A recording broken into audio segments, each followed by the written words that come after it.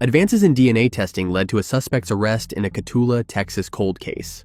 26-year-old Valerie Laguna was 9 months pregnant when her badly beaten body was found in a cemetery in the small town of Cotulla in July 2005.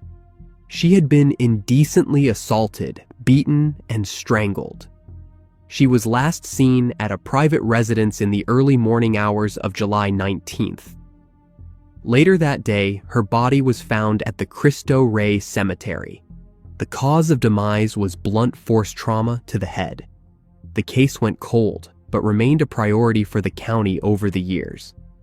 13 years later, in 2018, the Texas Department of Public Safety announced a reward of up to $6,000 for information leading to an arrest, but unfortunately, no leads were received. A break in the case finally came in August 2025 when advanced forensic investigators allowed the officials to link a suspect to the crime. The Texas Department of Public Safety Crime Lab, the University of North Texas Center for Human Identification, and the Williamson County Sheriff's Office all contributed to the investigation. The suspect was identified as 66-year-old Saul Gonzalez. He was arrested without incident in Cotulla. He was indicted by a LaSalle County grand jury on August 29th and has been charged with capital slaying. Valerie and Gonzalez knew each other. How they knew each other is unclear. Gonzalez is being held on a $1 million bond. Valerie's father declined to talk about the investigation or the arrest. In an interview, he said that his daughter had been a polite and respectful young woman who had wanted to be a substance abuse counselor. She had 3 daughters and was pregnant with her first son when her life was ended. Sheriff Hector Ramirez said in a statement, "For 20 years, this community has carried the memory of a terrible loss. This arrest represents a significant step toward justice. More importantly, it represents a moment for healing, for the victim's family, who have waited so long, and for a community that has never forgotten." He continued, "This case has always been about more than just solving a crime. It has been about giving a voice to the victim, honoring her memory, and providing hope to her family. We know that nothing can erase the pain of the past, but we pray that this step forward brings comfort as we now move into the prosecution phase." Human remains found in a wooded area 5 years ago have finally been identified. In May 2020, the skeletal remains of an unknown individual were discovered in a wooded area in the 200 block of Overbrook Drive in South Knoxville, Tennessee that lies south of the Tennessee River. Several law enforcement agencies responded to the scene, including the Knoxville Police Department. After the discovery, the remains were transported to the Regional Forensic Center for an examination by a forensic pathologist. Initially, the remains were determined to belong to a man between the ages of 55 and 70, but his cause and manner of demise were not determined. He stood between 5 feet 5 inches and 5 feet 8 inches tall. He was found with several pieces of clothing, including a pair of windbreaker pants, a pair of dark dress pants, and a pair of Wrangler brand jeans. He had a navy zip-up hoodie, a remnant of a glove with a John Deere logo, and a wallet with torn and degraded paper and a Big Lots logo. Multiple missing persons reports were compared for potential matches. Despite extensive efforts by law enforcement investigators to identify the man, no matches were found, and the case went cold. 4 years later, the details of the case were entered into the National Missing and Unidentified Persons System. The Knox County Regional Forensic Center submitted forensic evidence to Othram to determine if advanced DNA testing could help identify the man. Othram scientists successfully developed a DNA extract from the provided evidence and then used forensic-grade genome sequencing to build a comprehensive DNA profile for the man. Othram's in-house forensic genetic genealogy team used the profile in a genetic genealogy search to develop new investigative leads that were returned to law enforcement. A follow-up investigation was conducted using this new information, leading investigators to potential relatives of the man in Michigan. Knox County Regional Forensic Center investigators made contact with those relatives, who stated they had not seen the man in 22 years. Reference DNA samples were collected from a relative and compared to the DNA profile of the unidentified man using KIN-SNP rapid relationship testing. In August 2025, this investigation led to the positive identification of the man, who is now known to be Gerald John Forsman. Gerald was originally from Livonia, Michigan, and apparently lived in Knoxville. It is unclear when he disappeared. He was born on February 27, 1958, meaning he was likely 45 years old when he disappeared. Forensic genetic genealogical testing on this case was made possible as a result of U.S. Congressman Tim Burchett's 2024 Community Project funding request through the Bureau of Justice Assistance. The Knox County Regional Forensic Center is grateful to all the agencies listed that assisted in identifying Gerald. A conviction at another case helped to solve the 1993 case of a woman who was found slain in Southern California. The body of 30-year-old Sherri Herrera, a mother of 4, was discovered on the eastbound Hayfield Road on-ramp to Interstate 10 in Desert Center in Riverside County on March 30, 1993. The prosecutors said that she was last seen alive days before her body was discovered. Sherri was from Tulare County in the Central Valley. So how did her body end up alongside a freeway in the Southern California desert, about halfway between Palm Springs and the Arizona state line? That remained a mystery to the investigators. The case was investigated by local authorities. They had no suspects, and then relatively soon after that, the case went cold. In the early 1990s, the processing and testing of DNA evidence was still in its infancy. But because the investigators were so diligent in processing the scene, it allowed the Riverside County's Cold Case Unit the opportunity to reopen the investigation in 2021. Riverside County District Attorney Mike Hestron said, "Investigators in this case did a good job. They collected, processed, packaged, and sealed the evidence, and in a box it went. Our Cold Case Unit eventually goes back and opens up these old cases and old boxes and starts looking." Hestron did not specifically address what they found that allowed them to crack the case, but said that potential DNA evidence from the case found at the crime scene matched DNA evidence found at another crime scene from a 1992 case in the state of Texas. In May 2022, the Texas Rangers arrested 68-year-old Douglas Thomas after DNA evidence linked him to the April 1992 case of another woman in Titus County, Texas. Thomas worked as a truck driver for more than 40 years and traveled extensively across the United States. He was convicted in the 1992 case and was sentenced to 40 years to life in prison. His DNA also matched evidence recovered in Sherri's investigation. The detectives with the Riverside County Regional Cold Case Team traveled to Texas to interview Thomas about Sherri's case. Shortly after, he was charged with slaying for her demise. The prosecutors also filed a special circumstance allegation of slaying during the commission of an indecent assault. The Riverside County DA's office obtained custody of Thomas in California from Texas, and he was booked at Riverside County Robert Presley Detention Center on August 25, 2025, and pled not guilty on September 10th. His felony settlement conference is scheduled for December 3rd. For the first time in the U.S., an identical twin has been convicted of a crime based on DNA analysis. On December 19, 1987, a man burst into a gas station bathroom in Woodbridge, Virginia, shortly after a woman entered. The man, carrying a knife, indecently assaulted the woman and afterward tied duct tape around her head, covering her mouth and nose. Then he ran away. The 50-year-old woman worked as a clerk at a Chevron gas station, and she stayed late to cover a coworker's shift.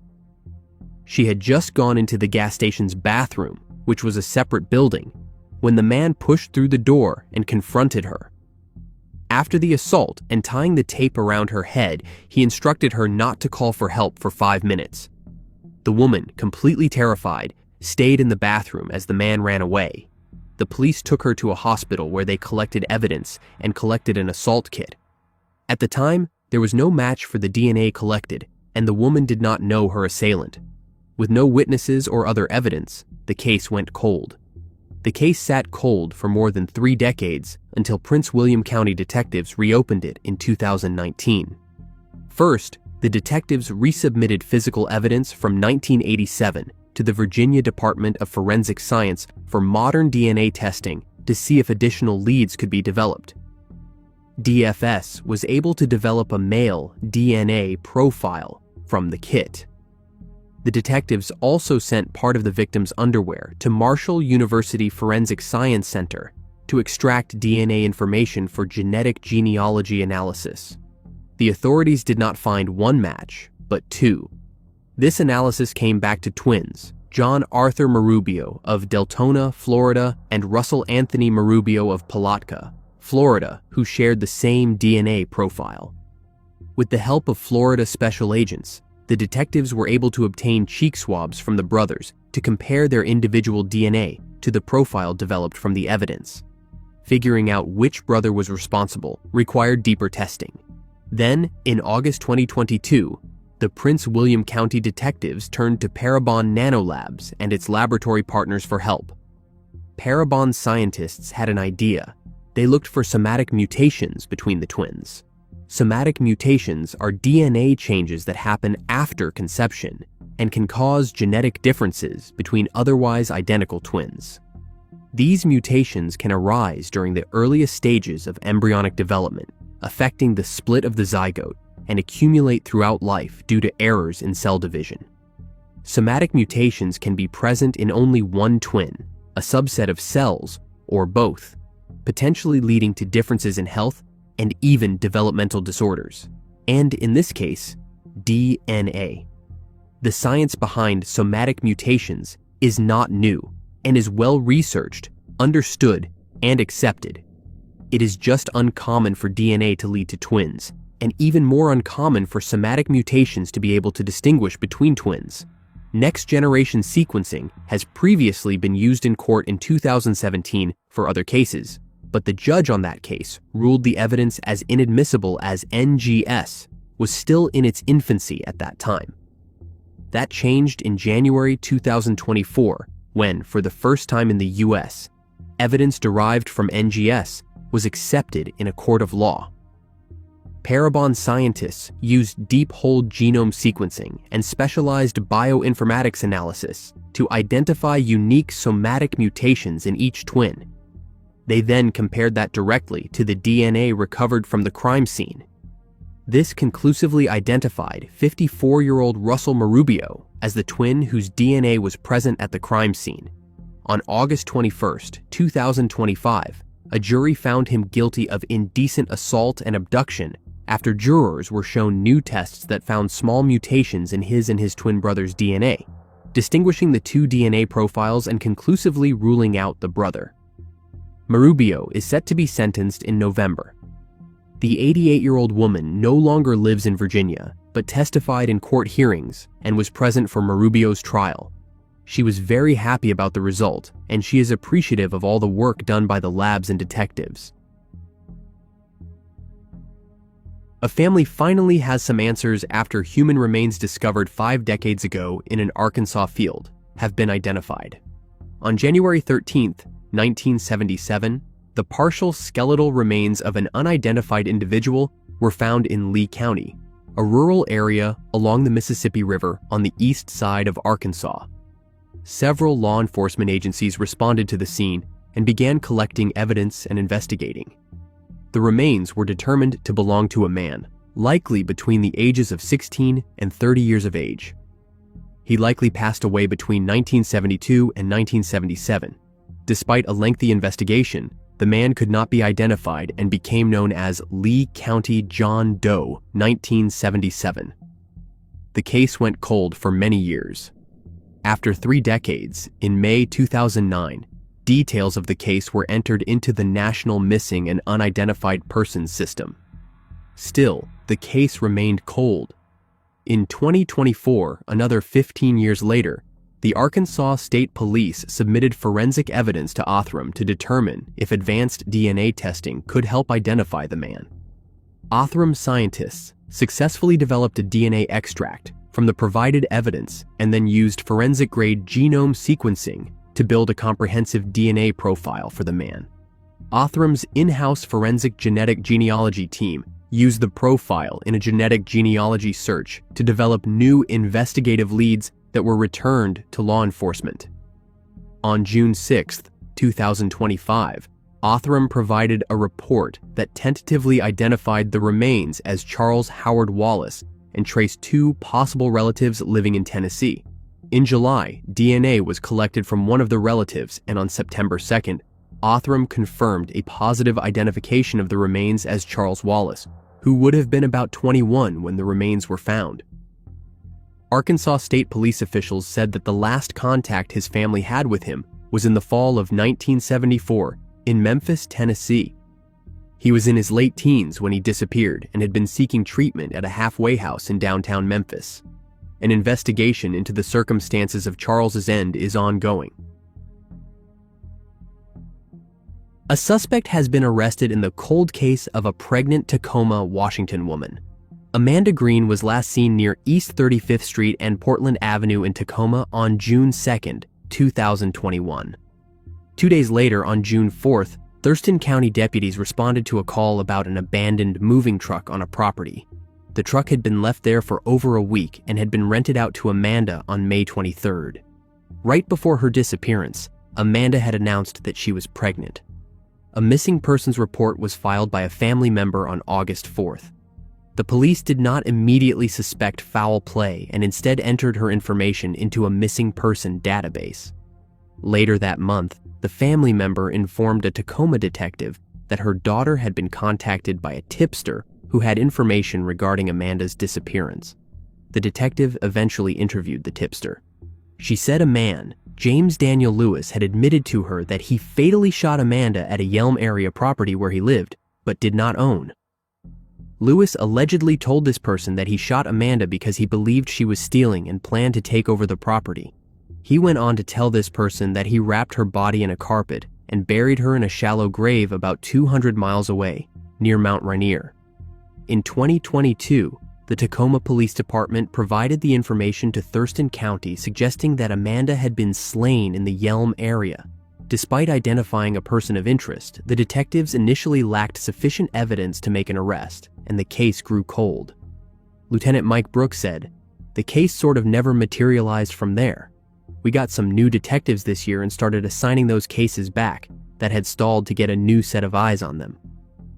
After 3 years went by, in March 2025, the investigators spoke to a witness who said that they were there when Amanda's life was ended and described hearing a gunshot after hearing her arguing with a man named James Daniel Lewis.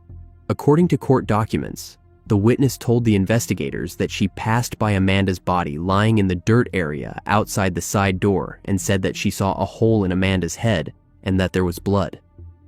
Another witness also told the investigators that Lewis admitted to waiting until Amanda was done doing the yard work before he shot her in the back of the head. The witness told the investigators the reason for ending Amanda's life was allegedly over a dispute about some property, and Lewis later showed the witness the .44 revolver he used to shoot Amanda. Lewis and another man had thrown old syringes on Amanda's body after she was fatally shot, so that if anyone found her, they would think she overdosed. The U-Haul truck rented by Amanda was later found not far from the Yelm property where she was allegedly slain. When confronted by the detectives, Lewis initially blamed someone else for the crime and said that he was only there when it happened and helped hide the victim's body. Lieutenant Brooks said, "Lewis actually went with investigators out towards Mount Rainier where they found Ms. Green out in the woods on a secluded forest road. After leading the detectives to the shallow grave in Lewis County where they found remains, including a possible rib bone and skull, he eventually admitted to shooting and ending the life of Amanda during an argument." Lewis also claimed that Amanda had been reaching for a gun, trying to justify the reason why he shot her. He revealed that Amanda once made him shower because he had a foul odor. He supposedly said, "If you know me, I do not like taking showers, finding this habit humiliating." Lewis eventually agreed, as reported by the investigators, that he wanted any reason to end her life. 37-year-old Lewis was arrested in September 2025 and booked into the Thurston County Jail for second-degree slaying, unlawful possession of a firearm, and unlawful disposal of human remains in connection to Amanda's disappearance. While the remains are believed to be those of Amanda Green, a positive identification is still pending. Lieutenant Brooks said, helping bring closure to her family. That is what this does. It allows us to find her, bring some closure to the family, and without Lewis's cooperation, we probably would have never gotten there. The prosecutors said that Lewis already was a convicted felon at the time of the crime. He was previously convicted of third-degree indecent assault of a child in a 2015 Pierce County Superior Court case. He is currently facing a failure to register offense in connection with the 2015 case. More recently, he was convicted of third-degree assault and unlawful possession of a firearm in a 2024 Thurston County Superior Court case. Deputy Prosecuting Attorney Emily Dawson requested a no-bail hold in a memo to the court. Dawson said that a second-degree slaying charge, a Class A felony, is punishable by up to life in prison. The judge granted the state's request, and Lewis is being held in the Thurston County Jail without bail at this time. Thurston County Sheriff Derek Sanders said, "Our thoughts remain with the family and friends of Amanda, and we hope this helps bring some closure to their lives." Human remains that was found in a rolled-up carpet in Plymouth Township, Michigan, has finally been identified after nearly 3 decades of mystery. In May 1997, skeletal remains were located in a field off of Haggerty Road, near rail tracks in Plymouth. The discovery was made in the West Detroit suburb when a man interested in purchasing the property was conducting a survey. The man reported coming across a piece of rolled-up carpet that, when opened, revealed human skeletal remains along with several articles of clothing and jewelry. The authorities responded to the scene, and it was determined that the carpet and remains had been there for many years. An autopsy was initiated, and the investigators determined that the remains belonged to an adult male. It was estimated that the man was about 5 feet 8 inches tall. The man's weight was unknown, but based on the size of shorts found on the body, the investigators believed that the man was slim. It was determined that the man likely lost his life due to a head injury, and his demise was ruled a slaying. Over the years, the investigators pursued leads in hopes that the man could be identified, including investigating the origin of the gold-class ring found on the man's body, testing on the clothing, and ballistics testing of a .357 slug found with the remains. Despite their best efforts, the case went cold.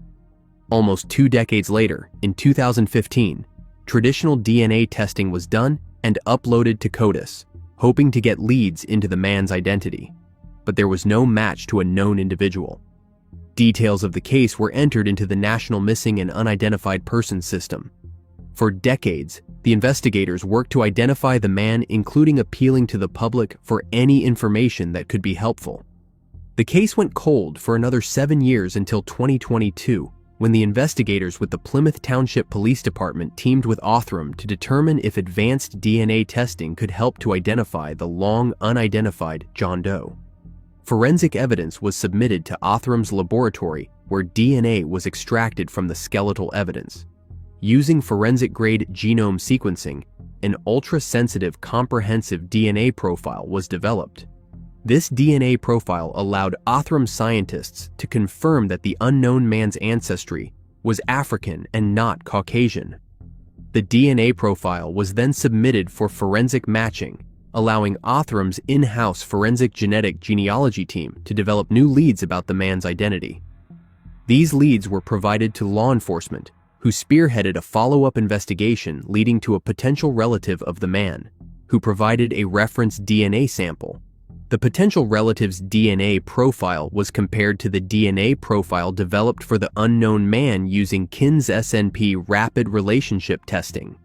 This investigation led to the identification of the man as Benjamin Harrison Fountain, who was born on May 6, 1926. Benjamin, who was drafted to serve in World War II, was born in Virginia and later lived in West Virginia and finally in Detroit. Had he been alive when his body was found, Benjamin would have been in his 70s. After the remains were found in 1997, they were stored at the Wayne County Medical Examiner's office. He was finally laid to rest, with his name, on May 16, 2025, at Our Lady of Hope Cemetery in Brownstown, Michigan. An investigation into his demise continues. Anyone with information is urged to contact Plymouth Township Police by calling 734-354-3250.